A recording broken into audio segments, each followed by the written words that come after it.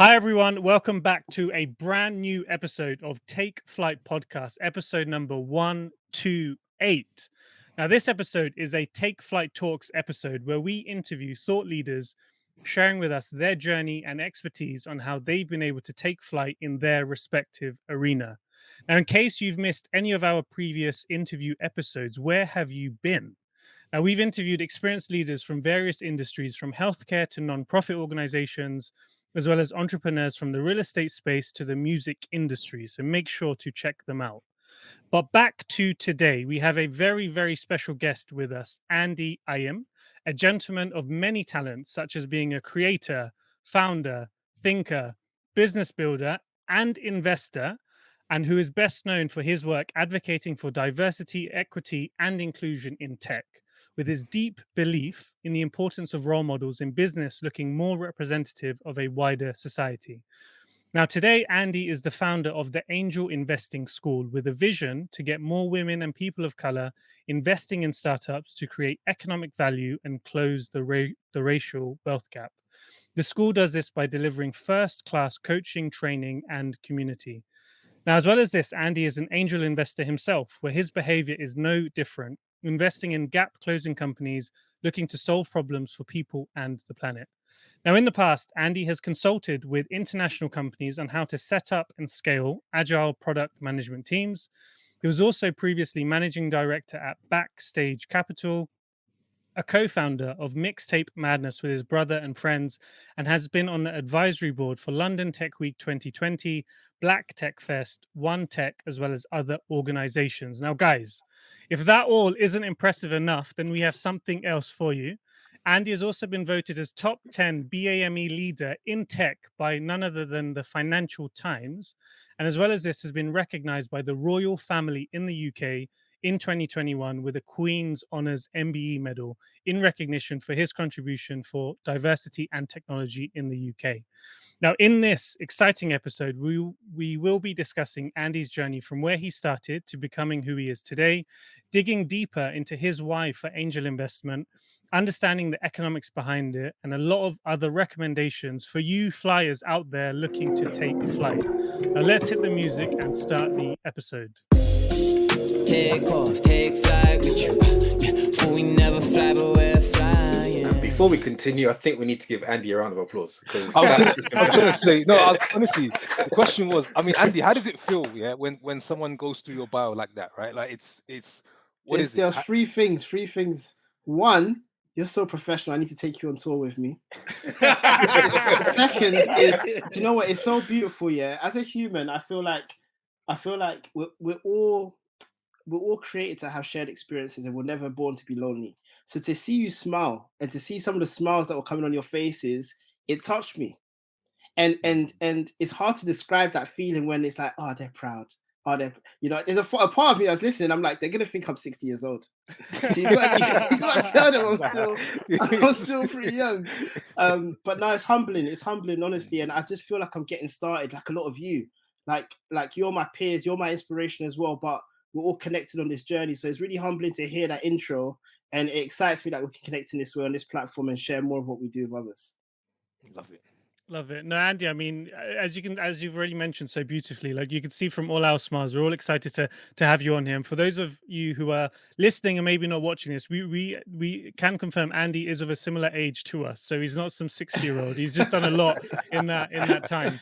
Exactly. But Andy, some of the listeners, they would have obviously heard that intro, and they rightly so, they are very impressed. But how would you explain your journey from your perspective, just to kick us off, to hear it from your own side? Yeah. So firstly, like, to start this journey off, this podcast is very different to other podcasts I've done, because like there's people such as Pablo who have been on this journey with me for over a decade. Because like I remember being in the library at Brunel University with Pablo, and it's the same mindset that I see in individuals like Pablo that has just compounded today to where he is. It's not a surprise. And I think he would say the same with myself. And I think when I look at the background and the context of my journey, I'm the son of immigrant parents who sacrificed the life they knew in Ghana to provide opportunity for their children here in the UK. It's a journey that a lot of us can relate to.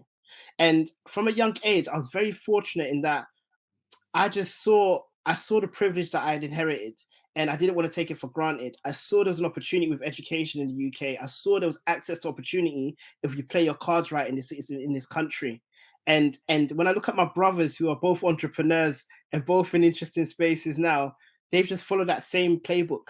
Like, we're born in the UK, we're really grateful because we know our cousins back in Ghana haven't got the access to opportunity that we do, even though they have high potential as well. So we're going to make the most of it here. And guess what the unique thing is about the UK is the social capital you can gain from networking. It's not actually just the education and qualifications. If you can connect with the right circles and the right people and you're a likable person, guess what? They can open doors for you and it can lead to amazing opportunities. And as I go through my story, as we have this podcast today, I think you're going to hear a lot more about relationships and the value of nurturing long-term relationships. So we're probably going to return to that subject as we tell the story today. Perfect. I think maybe one quick question, just based on what you were just saying there, Andy, in terms of that switch of looking at relationships and how this has provided the social capital and opening doors. Was there a particular moment early on that this triggered for you, or is this just an understanding that you've had from a younger age? I feel like there's two fundamental things I got from each of my parents. From my mum, I got faith. And faith is important because it kept me grounded and it's kept me humble to today, because I've always accepted that it's not just me at work here, there's something greater that's at work. The other thing that faith did is it taught me that we all have something special in us, and it's this ability to create. Because we're made in the image of God, and God, the first story he tells in the Genesis story in the Bible is the creation story. So actually, our will is to create. So once we can create marvelous things. And one of the inventions, for example, that I marvel at till today, and I love, is the aeroplane. It's the fact that metal is bended around man and woman and used to transport people from one part of the planet to another. Is incredible. So our ability to create really, for me, stems from this faith base that I had. But then my father was someone who had so many ideas when I was younger and as a child, and he became a cab driver, never really pursued his ideas. But in doing that, he was very good with relationships. And back in the day, when you're a cab driver, it was different to Uber today. You had relationships with your clients. So he would tell me about, Mr. Name Master, who's a doctor, and his children became doctors, and they were all Asian, and they live in Finchley. Or Ray Goodchild, who's an architect who at 14 I went to do work experience with, who introduced me to a whole new world. Or this Nigerian lawyer who my brother did work experience with, who was a millionaire and lived in Chelsea and Kensington. And what that did that was so profound was it expanded my horizons and my borders. I didn't feel like a postcode prisoner in Tottenham. I felt like there's a life beyond my postcode. And that was so important for me to see at that young age. Or else I would have got caught up.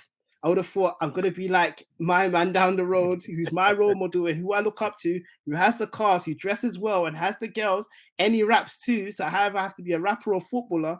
But no, I went into business and I did something different because my mind was open from a young age. And that's why for me, like, if you don't see it, you can't believe it sometimes. Some people really undervalue what it means to have relevant role models that you can look up to, that look like you, that you can relate to, from the same faith base or the same race or the same social economic background. It's so important.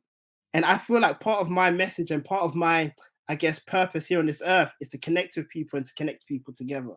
And to be a role model allows me the privilege to do that. So getting things like the MBE, really and truly, the only thing that it really helps me do is to connect as that role model, to say, hey, Tottenham, I did that for you. Hey, young black kid, that's like Andy who has potential. Yeah, you don't actually have to necessarily be a musician or a footballer or an athlete. You can actually get into business. This is what I did. And it's that avenue where you can really break down the vulnerabilities, connect with someone emotionally and inspire them. That's really special, and we all got that ability, and like I shared at the beginning, like, this podcast as a platform is probably touching so many people who are not leaving a comment or not leaving feedback, but are sharing it with their friends and having conversations that they wouldn't have otherwise if not for the platform. Andy, it's great. I think you shared some real gems in the last couple of minutes, and even just trying to digest it now is quite difficult. Certainly going to have to listen to this back. I think it's also great that you've had two sorts of guiding principles from your parents that have steered and sort of piloted into the man that you are today. And we know we've had a wealth of experience, a plethora of experience in your years to date. But how has the transition been to becoming a full-time investor and a creator, and what have been the challenges, and also what has surprised you positively in your view? I think the biggest challenge for me was I never knew my worth. So sometimes if we're not financially in a place, we doubt our worth because we attach it to financially how much we're earning, or to the job that we have, the job title, or to the institution that we're in. And what we don't realize is that that's a limiting factor. That's actually just one way that you express yourself in a job. So Andy Ayim as a product manager for company X is one expression of myself. But a full expression of myself is me creating, me investing, me loving. And it's not a job role. A job role doesn't actually like really capture it very well. It just captures one expression. And sometimes we tie our values to the wrong things because of that. You know, so growing up, I was mentioning what I was surrounded by, and a lot of my value was tied to material things because that's what I saw around me as success at that time. So I had to unlearn and detach myself from those things that I learned. And that means sometimes even changing my friendship circle when I was growing up in order to change my environment so that I could elevate my mentality. I said to someone when I was on holiday, actually, a week ago, that when you look across the beach and you see where the sky touches the ocean, to some people it looks like they're actually touching and the sun's actually coming out of the ocean, but it's perspective. And the more you travel, the more you learn, the more you realize that it never meets. It just looks like that horizon from the beach.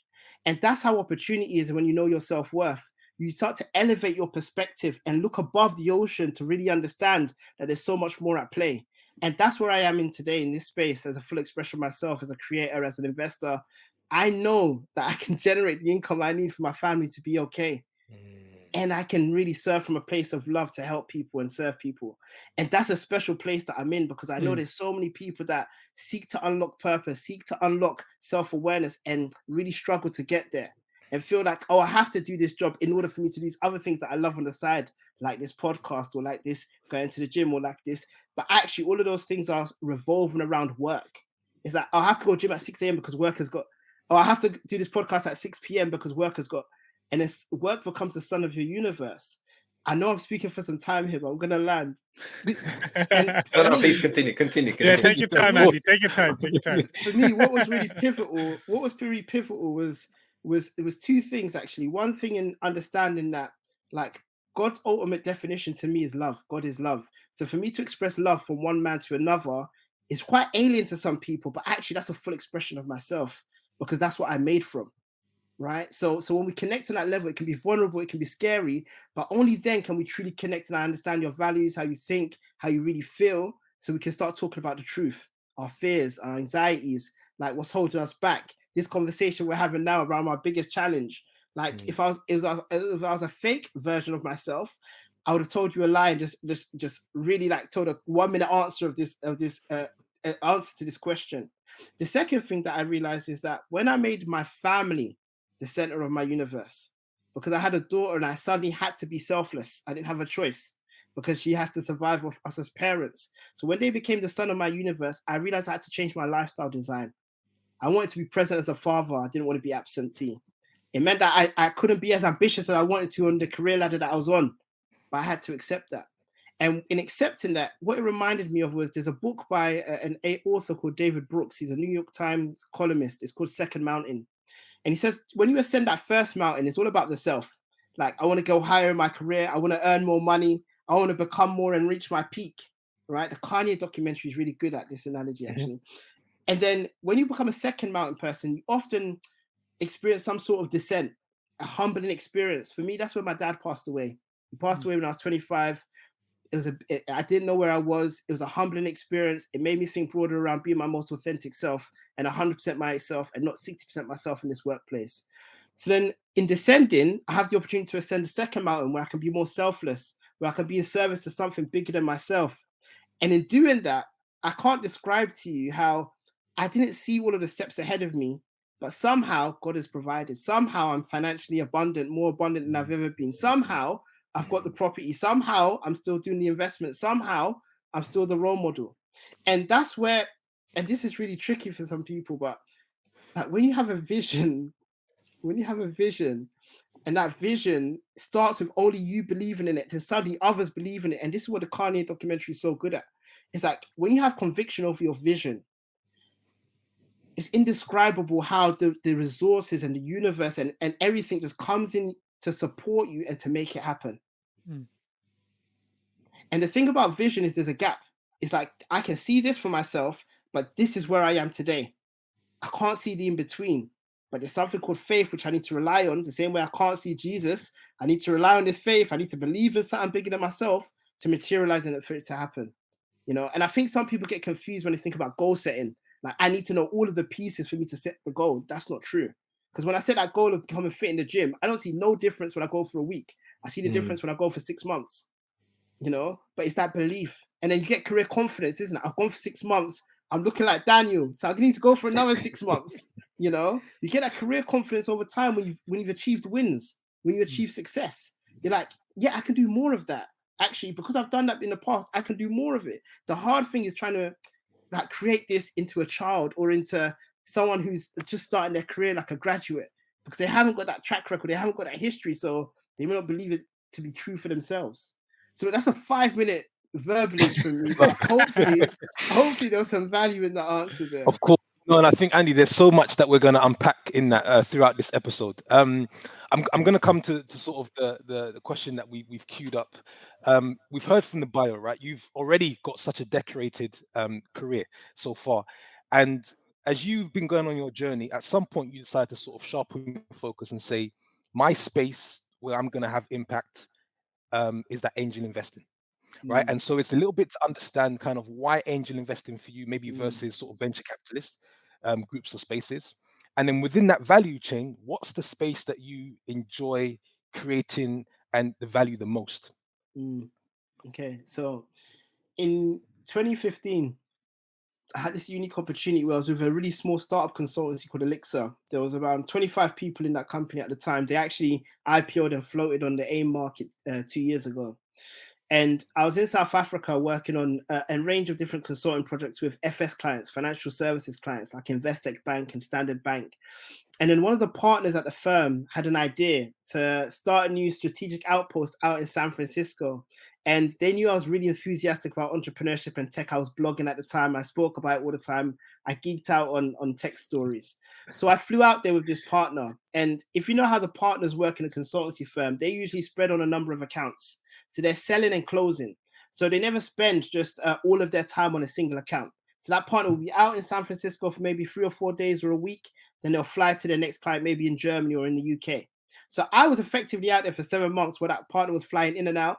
And our job was to basically connect with venture capitalists out in San Francisco and to build an outpost that would allow us to sell allow us to fly corporates out from Africa and the UK to San Francisco, experience some of the emerging technologies there, from drones to machine learning, that connects them with relevant portfolio companies and startups who can help solve their problems. So for example, Barclays Africa might come out to San Francisco for a week. We teach them about emerging technologies.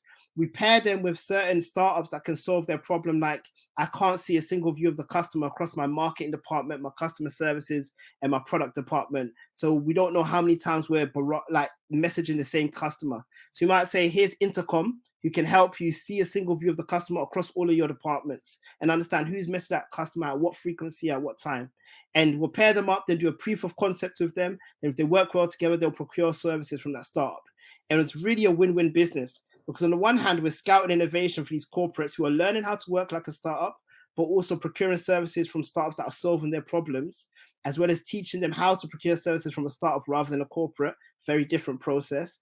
But then the startups loved it because we're giving them a badge of honor, their first international clients, right? These are US-based startups usually, or UK-based startups. So for them to get that reach, it was a win-win for both parties. So the VCs were loving it because we'll bring in clients to their startup portfolio.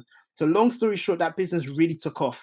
And that business earns millions for Elixir today, and is part of that story that helped them float on the AIM market. And Elixir today is probably around 30 million in revenue per year. So they've grown a lot actually and acquired a lot. But it was a privilege to be an entrepreneur and to start that business with an Elixir. But that exposed me to this world of venture capital, because I was gaining almost like a fast track MBA from the VCs that I was sitting at their tables, like Sequoia, Greylock Partners, Andreessen Horowitz, Lightspeed Ventures. And if you Google these names, you'll see that their portfolio is literally the internet and all of our apps on our phone. And to answer specifically why angel investing, when I learned that 0.2% of Black women were getting VC capital, or less than 0.3% of people of color, Asian or Black, were getting venture capital money, there was something wrong in that system. And what I realized was solving that at the VC level was the wrong level to solve that problem. Because often when you start a company for the first time, you go to what we call friends, families, and fools. Your first round of funding. But if you come from sometimes a working class background, for example, you may not have a network of wealth. My dad was a cab driver. My mum was a nursery nurse. Right? They don't have 50,000 or 100,000 to invest into my startup. No, actually, life is about survival when you come to those people. So if you don't have access to a network of capital, it becomes hard to fund your initial runway to experiment and find a business that works, which is what you're really trying to do when you start a startup. Okay, you have an idea, you've got a hypothesis that you want to test, you want to try and experiment and discover if you can figure out a repeatable, scalable business model that works. And the reason this is really important is because when I was out in San Francisco, I was learning about stories about founders like Kevin Systrom, the founder of Instagram. And he went to Stanford, and he said on his Masters of Scales podcast with Reid Hoffman that I don't know why this angel investor invested $100,000 into my startups. The reason that angel got even access to Kevin was because he was alumni in Stanford, that access to that network of wealth. If not for that $100,000, Kevin would never have listened to his wife, who said, forget your initial app bourbon, double down on the images, which is what pivoted into Instagram. Now, if we zoom out of that story for a second, when there's a black founder that's bootstrapping, they're thinking about their next sale and making money so they can survive. When there's Kevin Systrom, who's not thinking about that pressure because I've got $100,000 in my bank, what he has is runway, peace of mind, the financial stability and the financial safety net to experiment and try things out, to figure out something that works. And that vital difference is what inspired me to say, I've got to solve this problem so we can give people like us more of an opportunity to try this game of entrepreneurship, you know. And it doesn't matter to me if that becomes a unicorn or succeeds, or it's the opportunity to try, an equal opportunity to try, which was really important for me then, and it is still important for me today. So I hope that explains it and makes sense why I said I focus on angels rather than VC, because the problem is more primary and early stage than when you get to that VC where the pipeline is pretty much defined for you, who made it to that stage.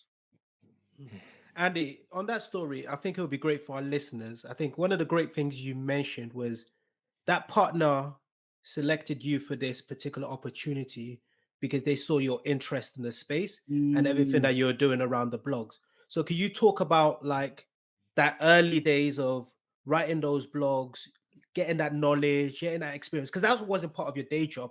That was something you were passionate about. And I'm sure you weren't getting paid from those blogs initially, but you're double clicking on something real good right now. Yeah. So why don't you talk about that element? Because I think that would be great for our listeners. I love this, you know, because the quality of your questions is going to be the quality of this conversation. That was a great double click. So if I look back to why I started blogging, I love that you asked this question. In 2010, I went back into South America. I remember all of my friends were saying, Andy, that's not a black thing to do. You're going to get killed. What are you doing? Yep. And in that experience was similar to what I said about my dad introducing me to new networks. I realized that actually me traveling wasn't just me traveling. I was traveling for so many other people. And I started an email list to my friends to share like, oh, I did the Inca Trail for 4 days camping on a mountain. And I went and saw this thing called Machu Picchu. Here's the picture. And they got to travel through my lens. So when I was out in San Francisco, I said, you know what, I'm going to start blogging. One, because I want to improve my written literature skills, because I felt at the time it weren't great. But second, because I want to share translatable stories that they can understand about what I'm experiencing out here. So I'm learning things like failure is a badge of honor, and actually to fail is really to learn. And that's the startup philosophy out in San Francisco. So I'd write back home, hey guys, like to fail is to not it's not really failing, it's learning. We're focusing on learning when we're starting experiments. It eases the pressure off us. Don't see yourself as a founder, just see yourself as a researcher. You're doing research. I started translating these things in easy to understand language for my friends back home. That's what inspired me to start blogging. The reason I continued is because I started to get feedback loops. Hey Andy, I didn't know about ᴠɪᴇᴡs and how he moved from rapping and singing Riding Dirty to angel invested into Maker Studio, which got acquired by Disney for $800,000. Wow, he's making more music from tech than he made from music. Oh, and Snoop Dogg's investing as well, and Nas. Wow, Andy, your blogs, they're really interesting. All right, let me start a newsletter because I can't be emailing everyone that's emailing me about this. So I started a newsletter, and in the newsletter, it was about minorities in tech in the US and in the UK. And then it started becoming blogs reaching out to me. Can you guest write for our blog, like Blavity and like Urban Geeks out in Philadelphia? And slowly the momentum started to. And the funny thing about the blogging is, the first 50 are embarrassing. If I look back at the type, like it's embarrassing. But You know what? You know what that reminds us of? Our podcast. If you go back to episode 1, 2, 3, we will probably cringe you. That's part of the journey. That's But part of the that's part of step. the journey. That's part of the Yeah, journey. it's part of the You know what? story. It's beautiful part of the story, and that consistency is a strength. And this is what I've realized. Not everyone's got it in them. But when you're consistent at something, like over a number of months and then years, there's something relentless about that, where it's like there's not many that can compete with you at that thing, because not many are willing to do that for that length of time. So when I was blogging back then, like not many people were sharing stories about diversity and people in tech and whatnot. And when I'm blogging now, there's a lot more people talking about it, but my content still holds true because people have been along the journey or can go and search about the old stories that I was telling that are coming to surface today, like Tope and Calendly and what he's doing now. I wrote about him in 2017, you know, so like I'm so proud of the back catalogue that I have now that contributes to the stories that I can tell today. Love it. Love it. Andy, a question. One of the things that it's a theme that runs through your work, and if people are listening to this podcast, they can pick it up. If you sort of read and listen between the lines, one of the things that you do exceptionally well is you help the groups that we're talking about, the sort of middle to lower class, to reframe the way they think about themselves, to understand that what they have and where they've come from is enough of an advantage to win in those spaces, right? Absolutely. And so I've heard you speak about this before, where you try to get people to understand wherever you're from the roads or from certain situations, you are enough. You've got enough to be able to sort of compete at winning those spaces. Can you maybe speak to a little bit as to that mindset and getting people to sort of maybe tell themselves a different story, right? That come from, let's say, the ends, right? And don't believe that they can actually maybe compete at that level with certain investors, but they can. They've got the traits. So can you speak a little bit to that and kind of how you've sort of advised that over the years? Yeah, absolutely. So I think the first thing sometimes that we need to look back to is what is the context that is shaping our worldview? Okay. So for me, growing up in Tottenham initially, my worldview was shaped by the friends and people that I saw around me. It's only when I started reading actually personal development books, Zig Ziglar, Jim Rohn, Brian Tracy, Les Brown, the classics, up to E.T., the hip hop entrepreneur, like to Inky Johnson. It's only when I started taking that content in on YouTube and on the books that I started to reframe my mind and detach myself and unlearn from what I had previously held to be true, so that I could learn something new to replace that. And it's a humbling journey. And this is why things like traveling and backpacking help, because it puts you in a different physical environment. So it allows you to, what I call with my friends, go to the mountains and spend time doing that introspection and learning more about yourself. Look, and when you do that work, you start to understand, like, what do I actually believe? What do I actually value? If you ask people today, like ask just 5 of your people at work, colleagues, like, what are your core values? What are your core principles? What's the company values? The company values are on the website. So you're adhering to company values, and those values are shaping your values because there's a gap, because you have no values, you've not done the work. And only when you get into a space in life where I think there's a desperation or hunger, like I said, second mountain people, do you start to say, do you know what? I'm in the wilderness. I want to figure this stuff out. And for me, when I had a child and I was getting invited to speak at events, to attend events, to network, and I created a value called 2 and 5. It's like 2 evenings a week, I'll go and do whatever, whether it's socializing with friends, playing football, speak at an event, go and network. But 5 evenings a week, I'm at home with my daughter, regardless. So that trade-off doesn't matter if there's 7 invites, if there's 1 invite that week, if there's no regardless, that value governs my behavior and it helps me make smart decisions on a consistent basis. I stick true to that. And what inspired people at the beginning, I believe, when I spoke about values a lot, is the fact that they didn't have values and they've never done the work to think deeply about their own values. But if we don't do that for ourselves, what we start to notice is that we start getting influenced and shaped by the world around us. If you don't have a career plan for yourself, your company will create a plan for you and drag you through the ranks to what they need you to do and what they need you to be. If you have a career plan, it becomes mutually beneficial because you're giving them value, but you're also in exchange receiving a lot of value. And what we need to reframe with work is that you're literally getting paid to learn and network. Oh my gosh, like what a privilege that is.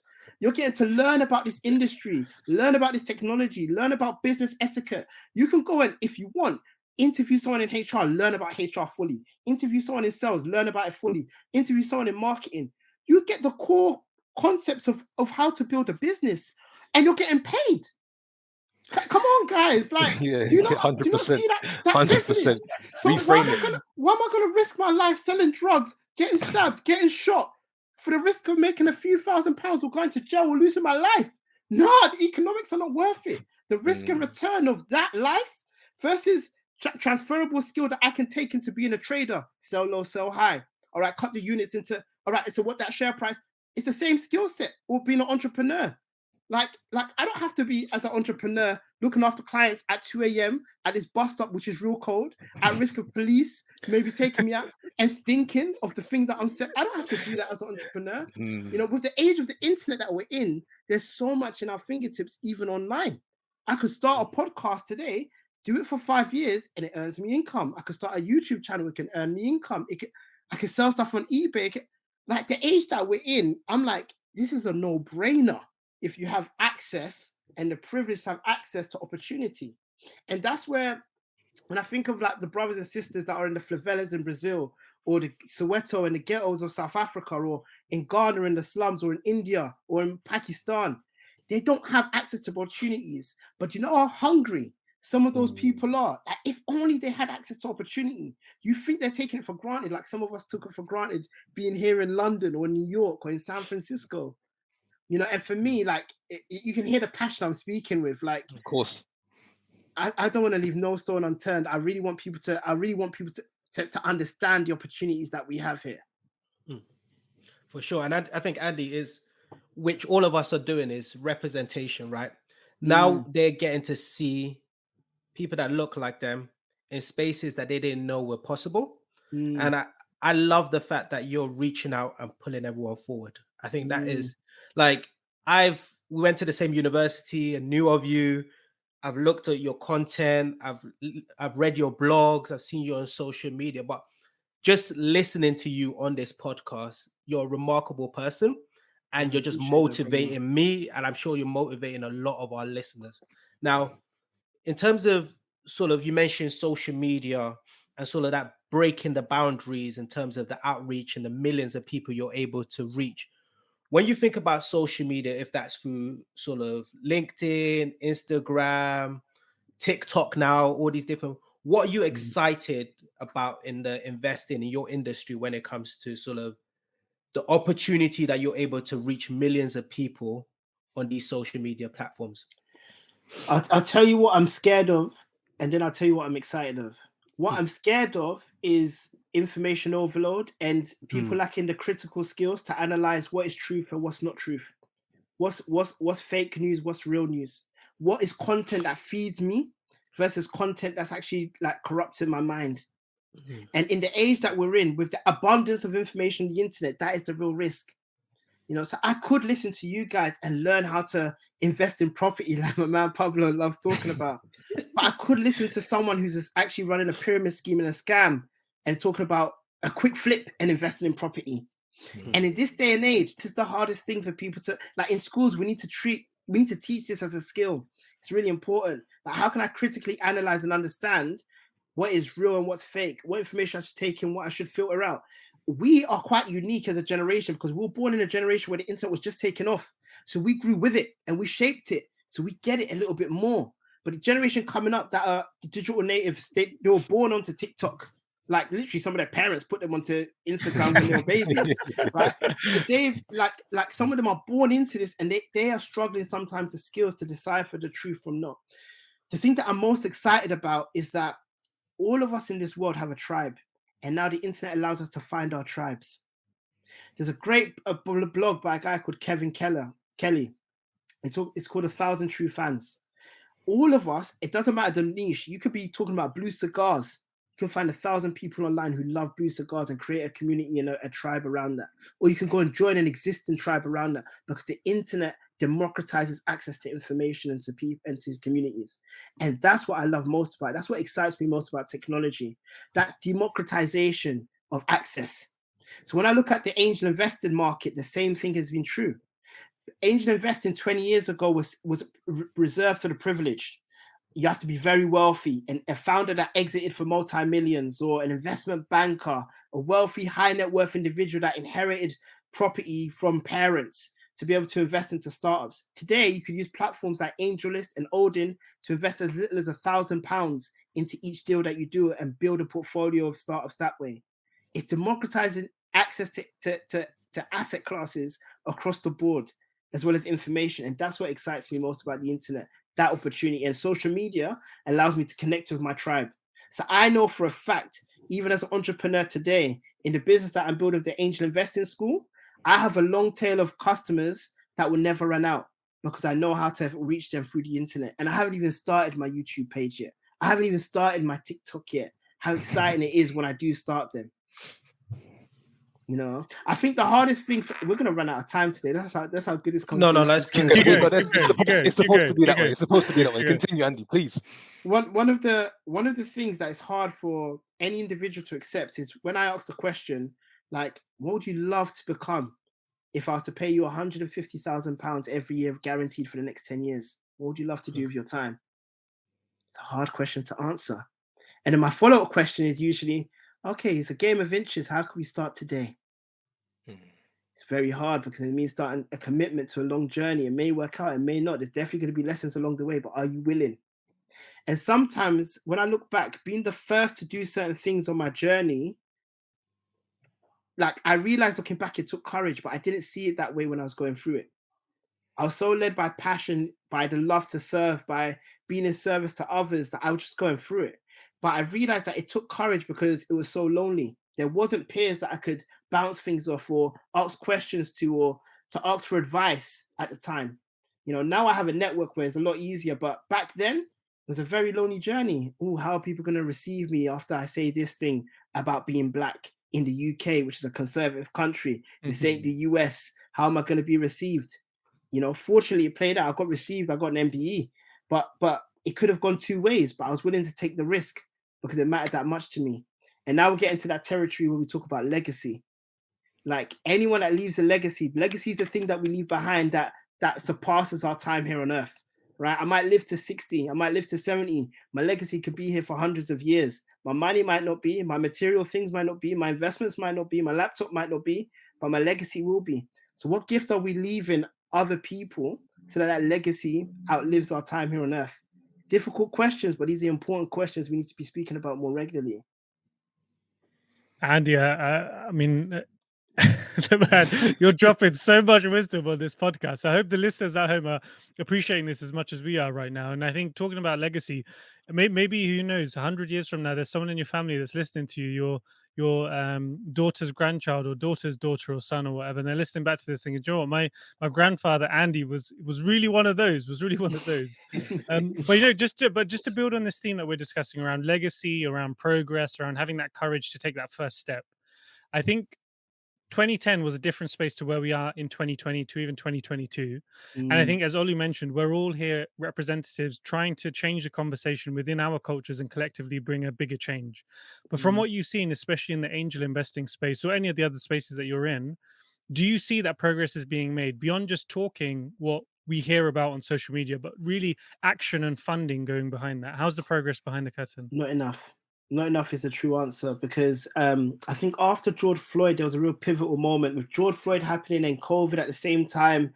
The world went into this kind of reflective state where suddenly certain people were aware that racism is still an issue. And there was a lot of tokenistic as a result. Oh, I'm going to do this, or I'm going to have office hours, or I'm going to put money towards this cause. And what they were doing was transactions rather than nurturing long-term relationships to solve a systemic problem. This problem is not one single institution. It's not one institution that can solve or individual. It's systemic. And with systemic issues, we need to get to the core of the problem to really unlearn and undo things to work for multiple generations to solve that issue.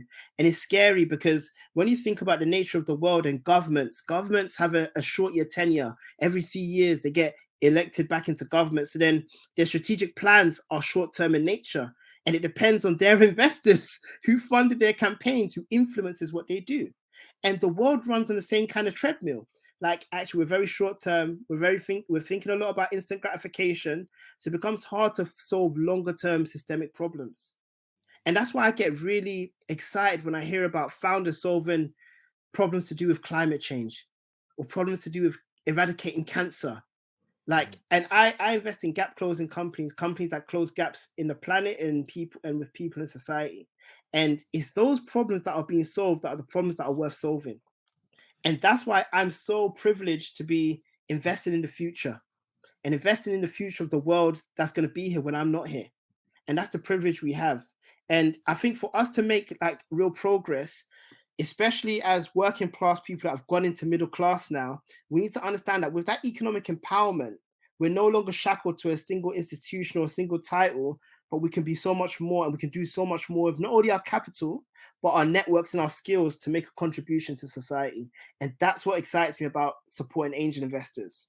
Like, I talk about investing in people who invest in others. That investing in people section is so important because that's talking about the mentality and having the right spirit of service in leveraging your skill set and your networks to do good for others beyond the capital that you invest. So I could invest £1,000 into your startup, but I could also introduce you as a B2B startup into Coca-Cola and Novartis, and those two clients allow you to get the traction you need and the revenue you need to grow your business.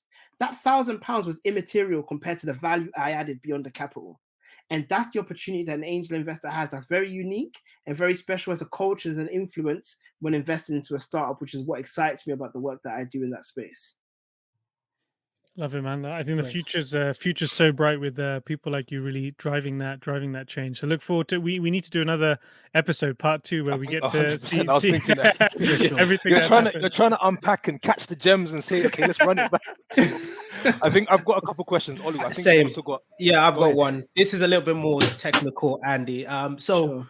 in regards to the venture capital space, right? In the last few years, we've seen such a lot of capital in the market. We've seen it with the public market, the private market, right? A lot of people are now saying that the good time's over due to the risk, the increase of debt, interest rate increasing, the cost of capital is starting to increase. And we're seeing that a lot of the businesses that had such a large valuation in the previous years, now people are going back and saying, are these companies actually valued correctly, rightly? So for business owners and entrepreneurs who are planning to get investment, venture capital sort of this year, the years going forward, what are some of the advice that you have for them during this sort of tough time? Because you're seeing sort of companies where they've got a massive burn rate, not having enough capital to sort of survive during these tough times. You're seeing companies that were going to get such a large valuation, which, like you said before, right, it gives you that space to say, let me not focus about where the next capital, the next money is coming for, and let me actually focus on solving a big problem. So what are some of your advice for sort of those entrepreneurs? Yeah, so there's 2 or 3 things I'll touch on. First, I'll look at the macro lens, and let's talk about Ray Dalio for a second, because he touches on the relationship between credit cycles and debt cycles. I'm not even going to do it justice. Just go on YouTube and type in Ray Dalio credit cycles, because it's really important to understand the financial instruments that govern the world and the cycles and patterns of those instruments between each crash. The second thing that's really important is that when we talk about venture capital as a market, it represents less than 5% of the private equity market in total, right? It represents less than 1% of the FX market. So it's very small in comparison to other financial markets, okay? And what we saw was that a lot of VCs were investing actually during COVID, and then they started to retract because they had to focus on their portfolio that was underperforming. They had to double down on the winners in their portfolio who were performing. And they know that there's dry powder ahead, like you just mentioned, because people are not necessarily investing as much in this asset class. So as a founder, there's really 2 or 3 things that are really important to bear in mind. One is that valuations are pretty much fictional. It's like your valuation means nothing until a liquidation event. A liquidation event is when a startup gets acquired or IPOs. Okay. There's a third one called secondary sale, but we won't get into that today. When a startup IPOs is when they get listed on the public stock exchange, it's when they sell their shares to the public. So I might have bought shares at 0.5p, 50p, and the public have bought it at £5. So therefore, that difference in appreciation of price per share is the money that I make as an investor. They might have been acquired by Google. Let's say it's an acqui-hire because you've got great technology, it's proprietary, it's unique, you've got great staff. So we're going to buy this startup for 30 million. The founder makes good money, the angel investor makes good money, the VC investor is very unhappy because they raised an 800 million pound fund and that 30 million is a drop in the ocean compared to what they need in order to return their fund. So it's very important to understand the fund dynamics there. So what I've just explained is that a VC's incentives is different to an angel investor's incentives, and the founder is in between. So the VC could be telling the founder in that scenario, you're more ambitious, grow your company bigger, there's more in the tank, there's more you could do here. Don't stop now. The angel investor could be saying, this is life-changing money for you. And for me, I'm not going to deny that. Like, exit now. You know the difference it will make to your family, the wealth that it creates. You're tired on this road. You need a rest. You'll have a go at a startup maybe in the future. Both of them, to some degrees, are both right to a degree. Maybe the founder can be more ambitious. Maybe from the angel perspective, it's true. Maybe the founder's putting enough graft. He's got a young family. Maybe they should stop now. But it's up to the founder to decide what's right for that startup. The second thing is, by starting a business, you're not in this game of entrepreneurship like it's a sport. You're into the actual business of solving customer problems. So really, during a time like this, the important thing to do is to double down on understanding your customers and spending time with your customers, because your customers are your key differentiators. That's the insight that only you have that your competitors don't have, because they're your customers. So they're the ones that are going to lead you to solve the right problems for them that enables them to stick around and keep using your product. And if they keep using your product, then there's higher usage and higher revenue for you, which extends your runway. So now is the time to double down and really get to understand what are the regular, big and frequent problems that my customers are still facing that I could be solving for them, right? So if I was StreamYard and I'm finding that people are creating these rooms with like 4 or 5 people, but this was a product built for 2 people. I'm going to spend time with customers and learn how to expand this product so it can be suited for 5 people, because that's where the market's going. That's where my customers are going. And that's what the time is now. The time is now to focus and double down on that customer insight and that relationship you have with your customers. That will lead you to differentiate product, to gaining more customers like those customers, and actually convincing investors that this person knows what they're doing. This founding team are on the board and have deep insight into their customers, and we believe in what they're doing and their ability to execute. Andy, there was something that you were saying throughout your the insights that you were sharing, and you're trying to catch which one that you want to relay back. And one of them for me that really resonated, and I think it's something that we should all reflect on, is you spoke a lot about privilege. You kept on using that word privilege, and as I was sitting, I was actually thinking about a story that I haven't actually shared before, and what it actually was, and it's funny how you still remember certain things that happened when you was much younger, and when I was around 10 years of age, my dad's cousin, who's from Africa, had said to me, he looked at me and said to me, Pabilo, if I had half the opportunity that you had, I would have really made something of myself. Wow. I was 10 and I didn't understand at the time what he meant, but it was a set of words that stuck with me throughout my entire life. And I often sit back and think and reflect and say to myself, born on UK soil, the opportunities that we've been given, the chance to be educated, right? And the things that we're now going on to do to create more impact. I think privilege is something that we should spend more time reflecting on, because it is that power. It is that added fuel to make you realize I've got everything in my arsenal to do what I need to do to go and create that impact, solve these problems. So I just wanted to spell that out, because I think that's something that we shouldn't skate over. And I think if we spend more time reflecting on our privilege, we'll realize just how much we've been given to continue giving and to continue moving forward.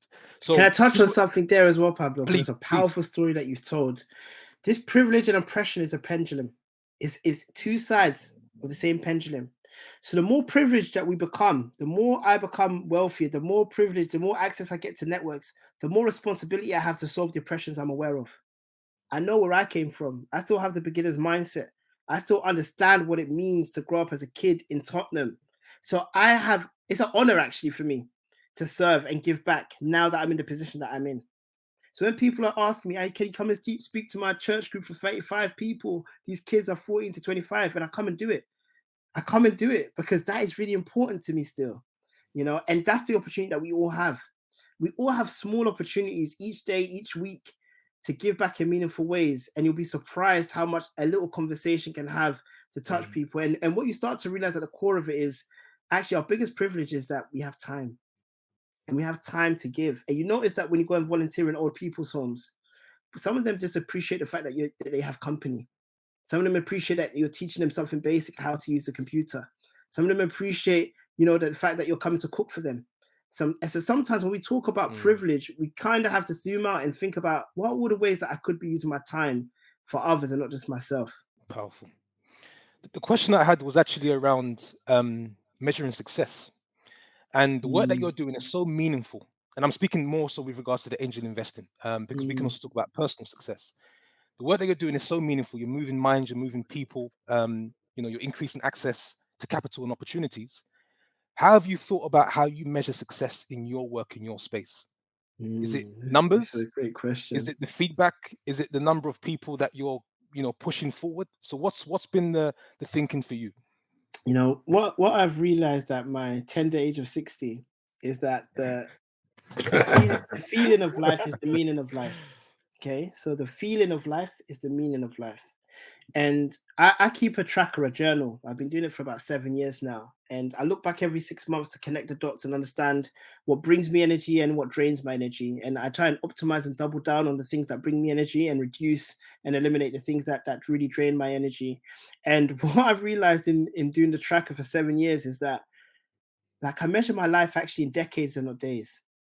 I think that makes a big difference because it means that I don't get caught up in the minutiae of, oh, why didn't they call me for that opportunity? Or why am I not making the money that I need to today? Or what? Because I'm looking at this impact that we're trying to have in decades and not days, right? So when we talk about 0.2% of Black women gain funding, yeah, over the next 2 decades, how does that move? 1% gain funding, 5% gain funding. We're making a difference.